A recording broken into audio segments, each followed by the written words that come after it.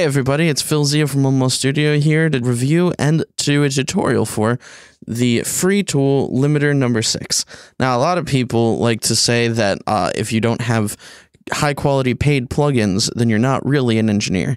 And I would like to posit the theory that you can be an engineer with any tool as long as you know how to use that tool. And you can mix, master, and even do some recording with a number of free plugins. Now, in particular, here you'll see Limiter No6 by Vladislav. And it is, by and large, an incredibly popular free limiter that people have been using for a pretty long time. Now, if you look at it, it has a Japanese overlay, a Russian overlay, and an English overlay. So it comes in multiple languages, and that's pretty cool.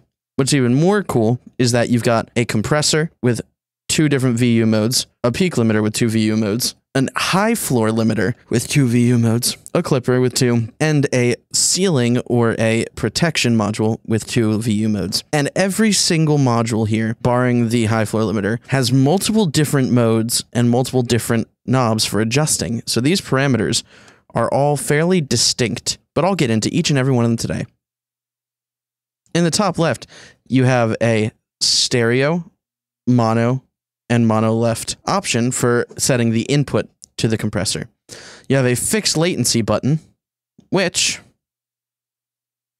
if you notice here, it's currently using 828 out of 1024 samples, pre-delay compensation. And if I adjust that with the fixed latency button, it reduces to a minimum latency version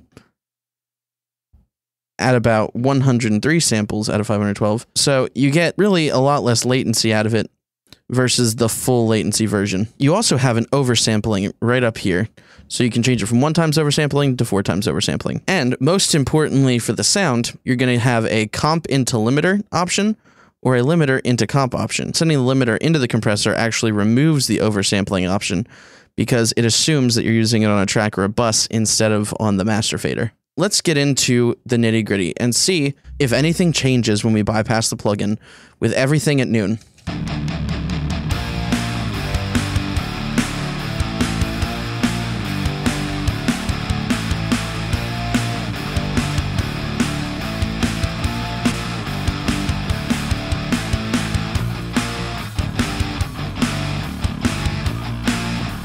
Now, by default, when switching the bypass on or off, it actually does not make a difference to the sound. That's a really good thing. It means this is a very transparent limiter by default, and it's not going to affect your sound immediately and convince you that the sound's either louder or quieter or brighter or anything like that. This limiter is going to do exactly what you want. At least that's what I get from it. So right now we have the peak limiter and the compressor enabled. Let's go through each individual section and start there. So with the compressor, you have a gain knob, a ratio knob that goes from 1 up to 5, which means that this does not limit. Limiting would be anything over 10:1 ratio. It has a 2-second attack all the way down to a 50 millisecond attack, 100 millisecond attack, scaled upwards until you hit 1 second at noon. And then fully clockwise, it is a 2-second attack. So this has a range of attacks from relatively fast to extremely slow.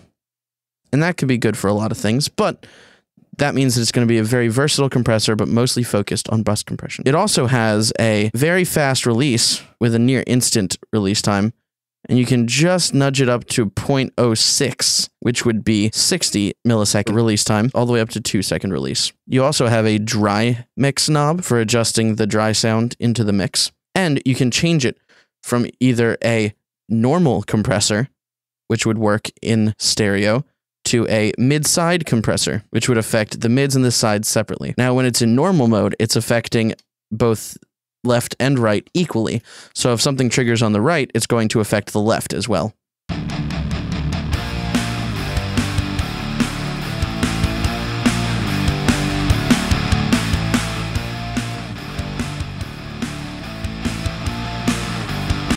So one thing I notice immediately is that this is not a makeup gain knob, but rather an input gain knob. So this has a fixed threshold. That's very interesting.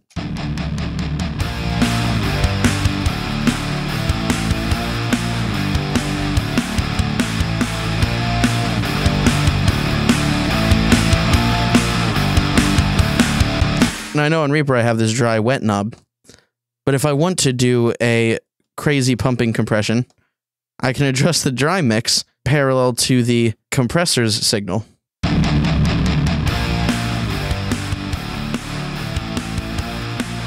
So it's kind of like a reverse parallel compression thing going on, where you have to blend the dry instead of compressed.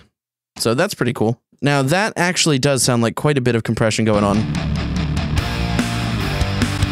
But by default, I don't think this compressor is intended for more than 12 dB of gain reduction, because the highest VU meter setting only goes up to 12 dB of gain reduction. So by default, this isn't meant to be a crazy character compressor, compress like 20 dB of gain at a time.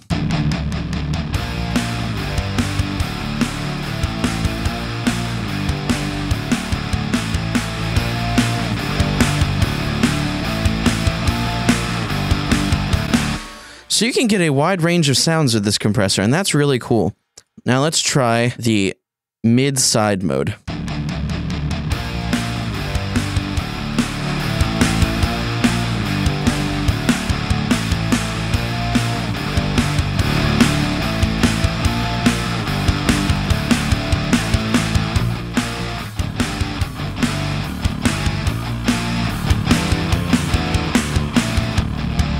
Red needle looks to be mid, and green needle looks to be side. That's very interesting.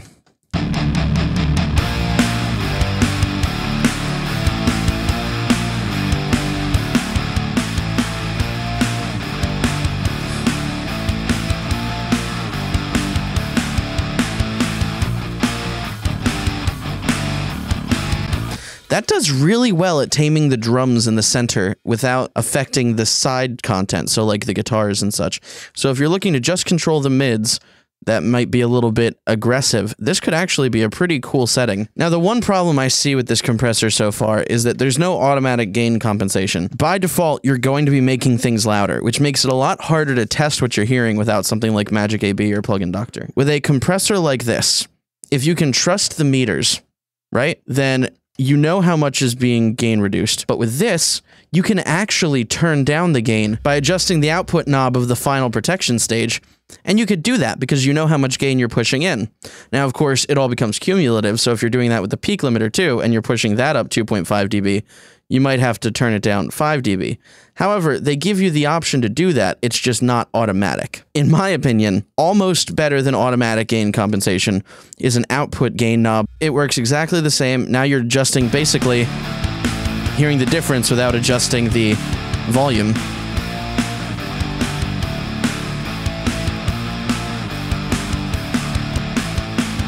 So now you can kind of hear the loudness difference between the two and just what the compressor's actually doing. That's really good, but you're going to have to do the math yourself. 2.5 plus 2.5, for example, was 5. That took me a long time to figure out. All right, so with that compressor out of the way, I'm going to turn that off and focus just on the peak limiter section. So let's hear what this is doing. Now, there's a lot more options here in the peak limiter section. So let's find out what it's doing.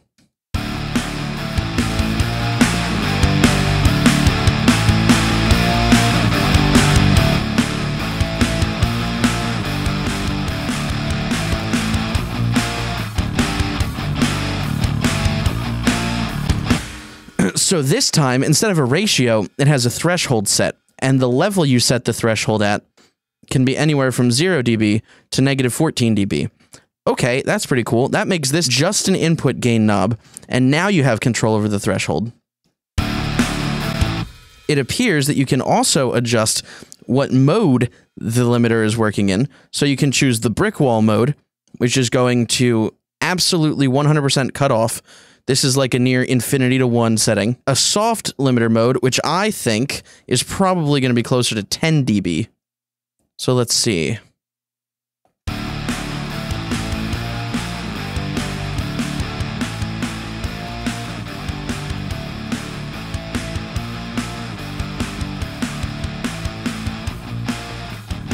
Five-ish.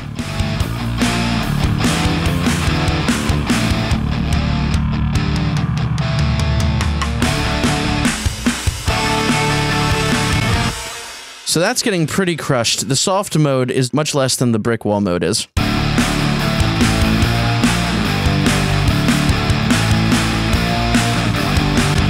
we're not hitting the ceiling at all in the protection module when we have the brick wall mode on, but with the soft mode on, it's a significantly lower ratio, so there's a whole bunch of overflow.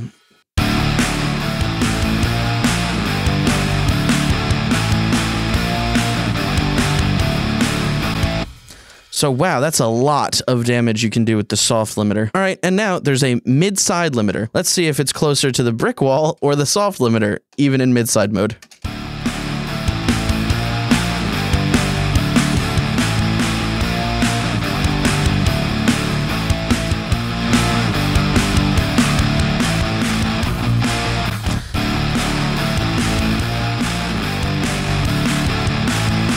It appears to be a soft limiter for the mid and the side. Again, the red being the mid and the green needle being the side, which means last we can find out what's going on with the multiband.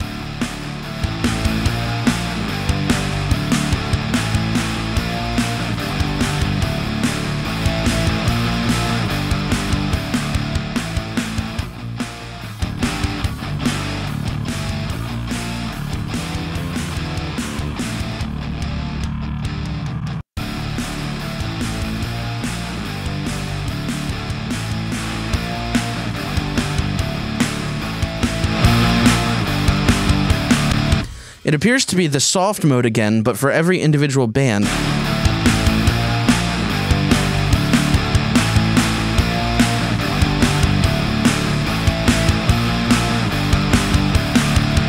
It looks like it's 3-band, so it's got a low, mid, and a high band. Now I don't know what the crossover points are on it. Now let's find out what this type knob does.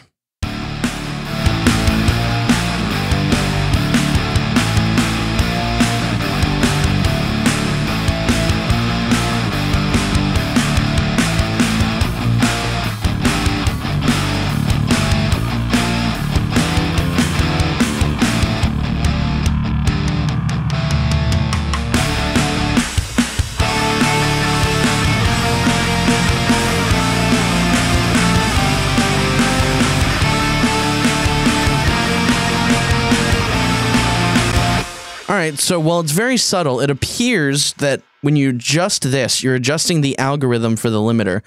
So it seems to be adjusting something like time constants or loudness curves or something like that. But it seems like it's just affecting what triggers the brick wall limiter more. So it's possible it's a loudness curve thing, but it's actually hard to tell. I would probably just leave it at the default setting because I don't hear too much of a difference. Up next, we have the linked, unlinked, and off option. Off turns off the limiter. Now, unlinked sounds like it's unlinking the stereo, so it's processing left and right separately, is how it sounds.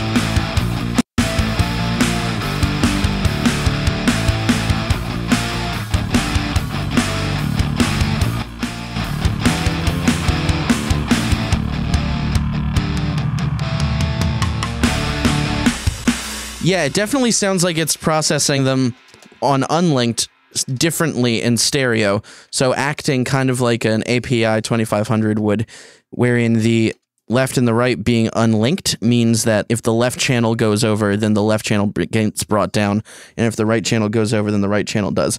Ordinarily, I'd expect to see 2 VU meters if you have that option, but that's really strange that they don't have another VU when you activate that mode, or even another needle.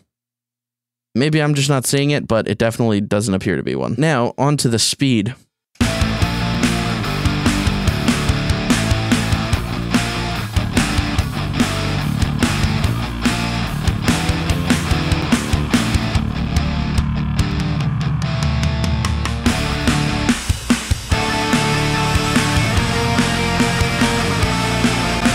Now that seems to affect the release times more than the attack times. So this might be a release speed switch that goes between normal release speed, half speed, and 1/3 speed of the release. It looks like it's slowing down the release considerably, meaning it may be a little bit more of a musical pumping thing that you could do. I tend to leave it at normal, but hey, it's good to know that the option's there. All right, so let's turn the peak limiter off now and move on to the center stage where there's the high floor limiter. And that is what HF stands for, by the way, is high floor. So this, I assume, is going to be one band of a multiband compressor. And this is going to be useful for, again, presumably, stuff with harsh S's, stuff that's a little bit too bright or hairy in the top end. Let me exaggerate the high end for a moment.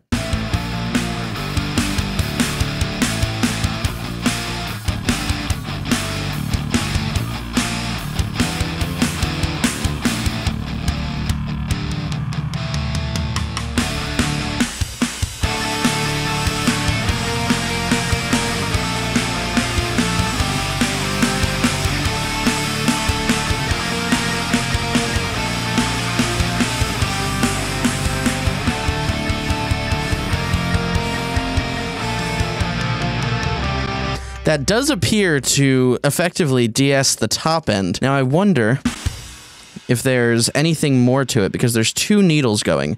So I'm gonna sweep a band across here.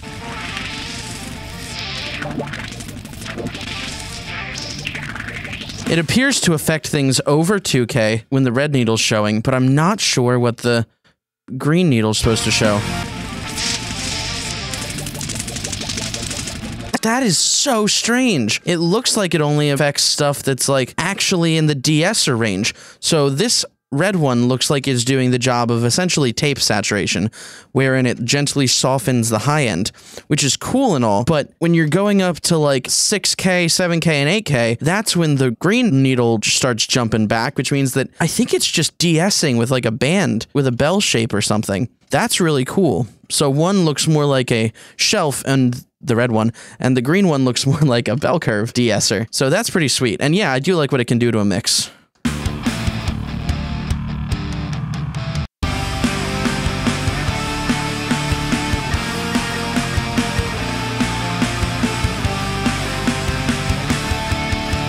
It can just subtly create the feeling of warmth by softening the high end a little bit, which could be good for stuff that's egregiously bright. All right, on to one of my favorite parts, the clipper. You can adjust the threshold in normal mode, mid-side mode, and multiband mode, but this is purely for clipping. More importantly, you can change the upsampling option that was present up here. You can either turn it off, you can change it based on the gain reduced version, or you can have the input signal oversampled, which means it's already oversampled by the time it hits the clipper, so there will be no aliasing going on when it's getting clipped. The whole broadband spectrum of the signal will be going through it, and it'll be hopefully unaliased, and everything will be hunky-dory up in the high end.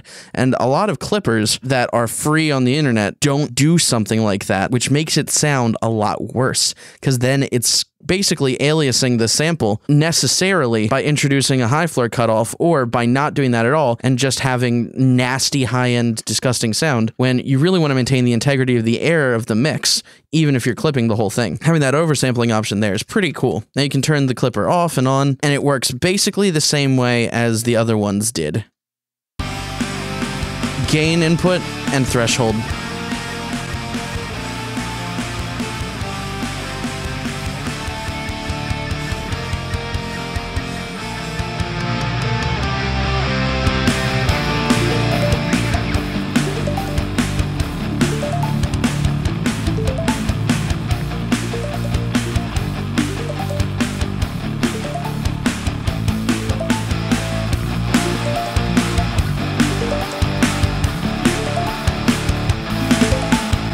This also has a knee function. You can effectively decide how quickly the clipping is introduced. So you can have it start after a transient hit, and that's a pretty cool function for a clipper. So you can also do mid-side clipping, which is crazy.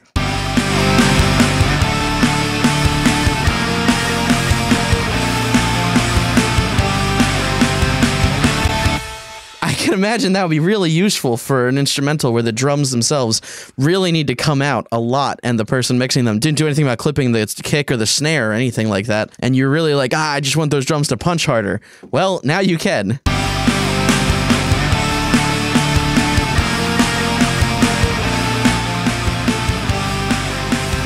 So that's a really cool function. I like that a lot. Now, multiband clipping is something that I often do on mixes that have really complex frequency spreads. You can effectively emphasize certain parts of the frequency spectrum and necessarily create that excitement in certain areas, even if it's not present through the whole song. A lot of people will use multiband compression for that, but I personally think that a clipper can do that job just fine. So let's hear how that sounds.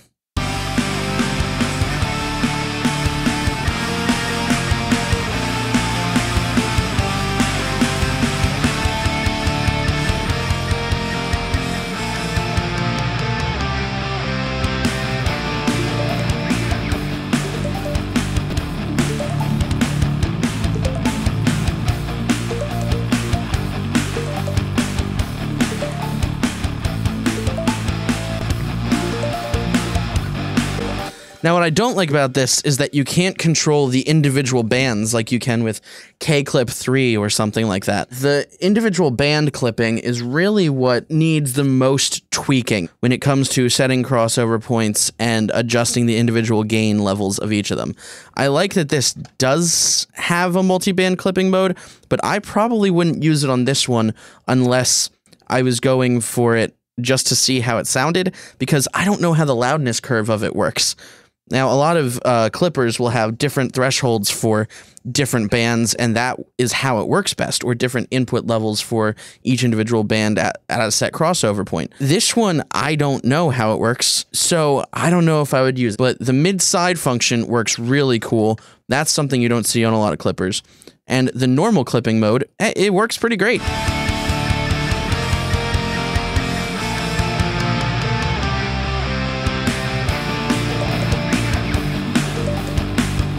Just as a basic clipper, this thing stands up. As a mid-side clipper, it stands up as well. It really adds that extra punch to the mix, and it makes it feel like it's being driven through some kind of old console, but I can't quite put my finger on what the name of it would be because it's got its own kind of flavor. So the clipper is definitely a success, and in my mind, if you don't already have a clipper, this will do the job just fine, and who knows, maybe in your own mix, the multi-band clipper will actually work the way you intend it to, but I personally, for a multi-band clipper, would go somewhere else and have a little bit more power over which things are affected and how much. On to the very last stage, the protection stage. Interestingly, there's 3 different kinds of protection. You've got digital clipping, ISP fast, and ISP precise. Now, digital clipping is going to sound more like...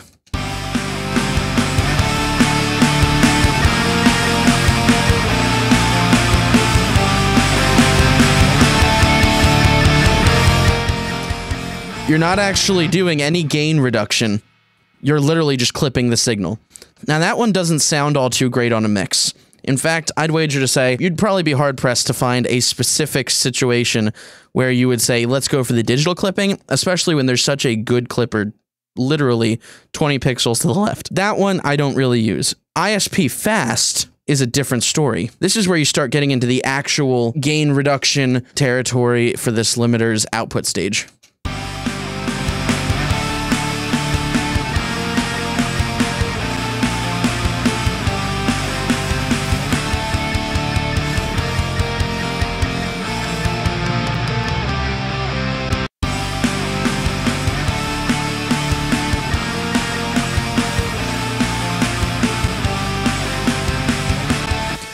So precise sounds like it has a slower release, and fast sounds like it has a faster release, but there's something about the two of them that I can't quite put my finger on. I'm not really sure what the ratio of attack to release is for each of them, but I can imagine that between the two of them, you'll have 2 different flavor options to work with, and a good range of limiting can be done in that output band.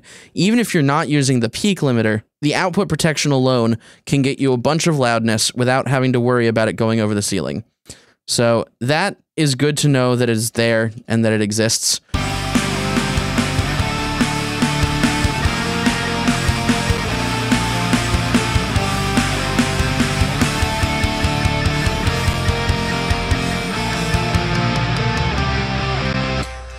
It sounds like with the precise one, some of the transients are getting cut a little bit harder. Maybe it's got some form of look ahead or something like that. But even if it doesn't, it looks like it's doing a really good job of reducing the peaks on the output when transients hit. Whereas with fast, it seems like it's clamping down a little bit after the initial hit so as to preserve some of the transients. So that's really cool.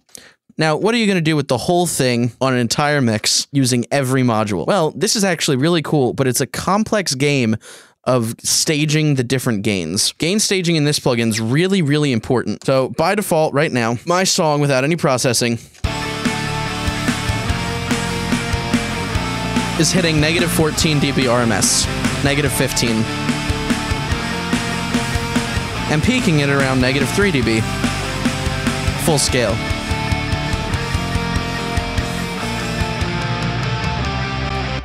But what can we do with a little bit of compression?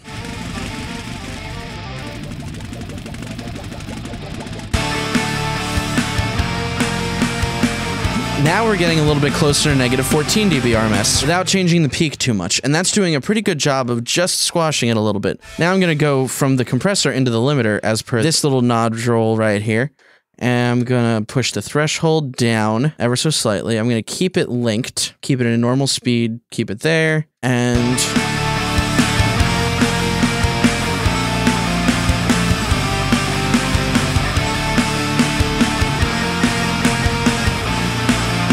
set the threshold around 1 dB.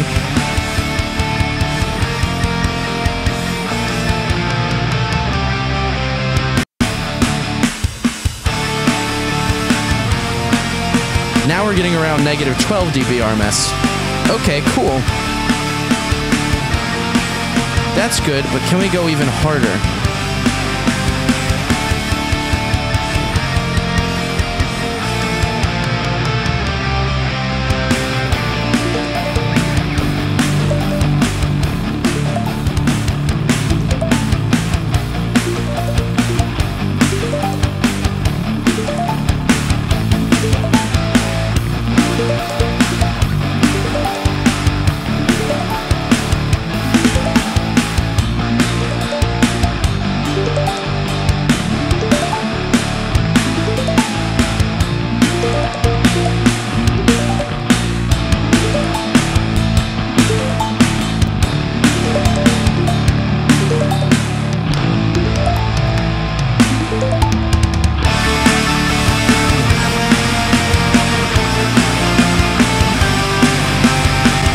Now we're getting to some much higher values of RMS. We're getting to like the negative 9s, the negative 8 dB RMSs.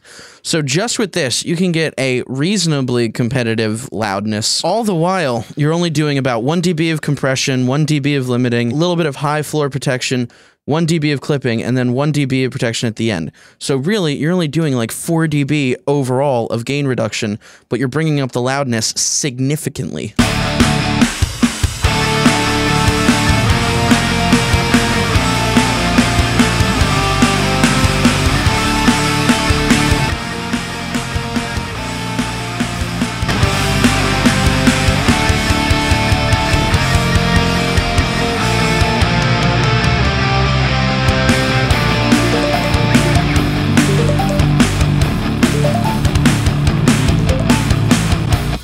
So if I'm to adjust the gains across the board, take a look at them, add them up, and then reduce it by about 6.5 because that would be the gain compensation for all of these, you're going to hear the difference with and without the limiter, just the loudness gains that we have made. Here with, I'm going to bypass it, and then you're going to hear without. And you'll notice there's some interesting stuff going on to the sound, but it's not really bad. If anything, it's just more punchy now because of the clipping and other stuff.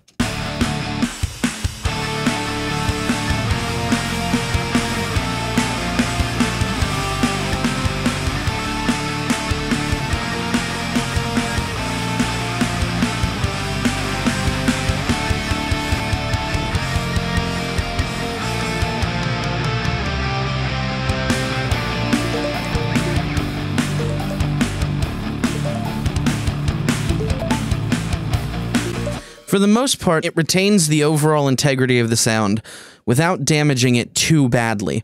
And what's really important about that is this is a free tool that anybody can go out there, can get, and can use to get reasonably good results. Now, it's not going to be as transparent as some other softwares may be, and obviously, we don't really know much about what's going on here. But for a free tool, it's pretty great. And honestly, I could see myself using this to give people really loud demos right off the bat. And for anybody who's doing bedroom producing or whatever, and they just really need to get a loud master, this can really help them see what's going into the final product, because being able to see how loud your mix can get before it sounds bad can help you pinpoint and address the areas of the mix that are causing damage.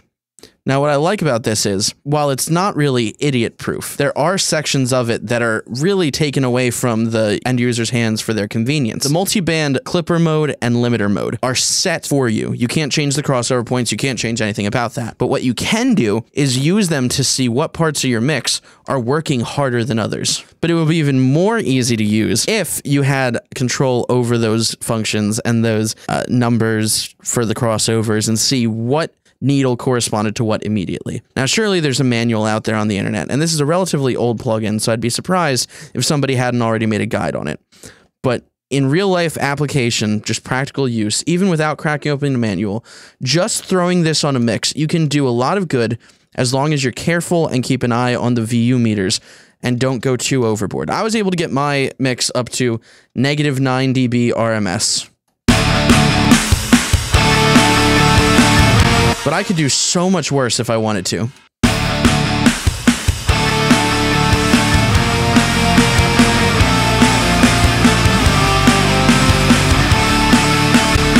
With a simple turn of a knob, you can get stupid loud mixes. But the primary concern with that is going to be, how are you getting it? Are you going to be compressing it more? Are you going to be limiting it more? Are you going to be clipping it more? Or are you going to be pushing it into the final stage, like so?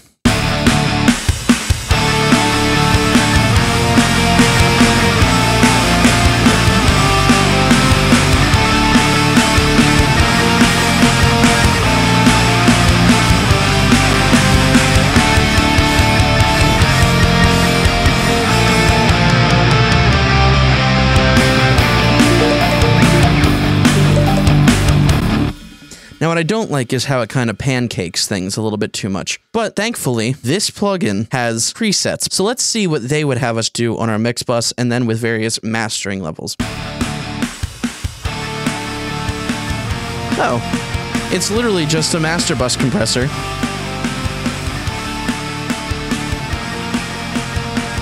That limits and peaks just a little bit once it gets up to the threshold. So that provides like a real SSL-y glue, and I like that. It's pretty nice. So what is the master?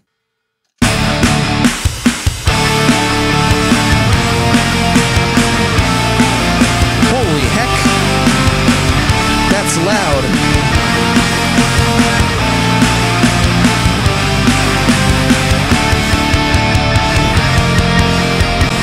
Now, while I wouldn't master it that way, that's a lot of loudness. We were doing like 60 dB of compression on distinct sides and the middle. We were doing multiband limiting up to 6 dB in some places.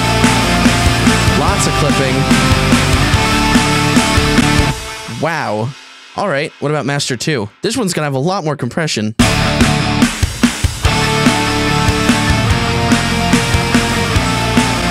Alright, so that one sounds a little bit more reasonable than Master 1, but it's still over-compressing the mix because it's got a higher ratio, and it's really driving that mix volume hard into it.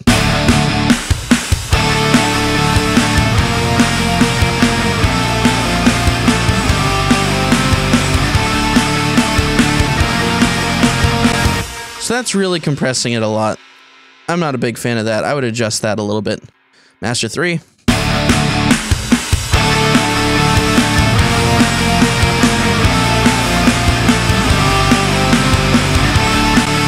No, that's just way too pumpy for me to use it.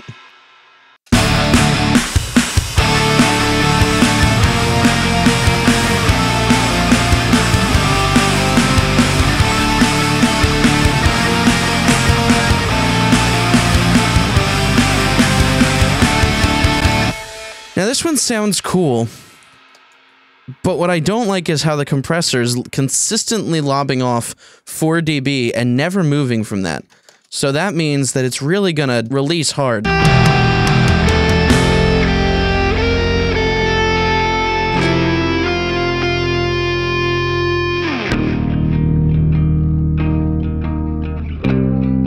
Yeah, that's a little bit much, in my opinion. The ratio there is a little bit higher than I would have it, but also the release is way too slow. So stuff really does just get louder when it actually gets quieter. I don't like that so much. Everything else is okay, but just the release time was way too slow. All right, Master 5.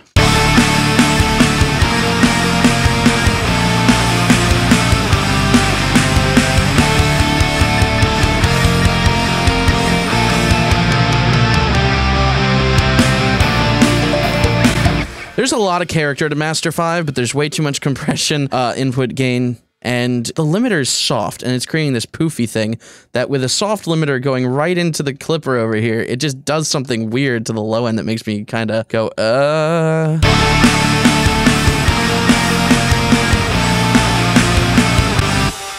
Let's turn off the compressor so you can hear just the peak limiter and the clipper in action.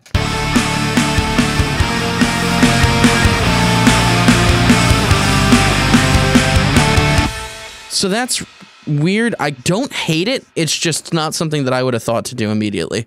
All right, final preset, Master 6.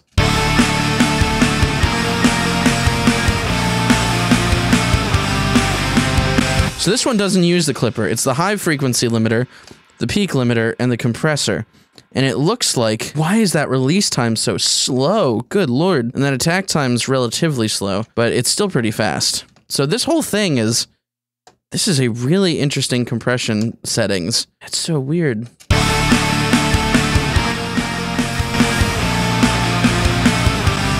This actually makes it sound a little bit more analogified, like that thing that stereotypically people will do when they want it to sound more analog. They'll give it more of like a musical attack and release, like a Veramu would, and then they'll just like attenuate the highs so that the highs have like a softer ring to them and they're not so aggressive. This sounds like somebody just analogified it and then brickwalled it a little bit. That's pretty cool. I think Master 6 is probably the most tasteful as long as you turn down the compressor gain.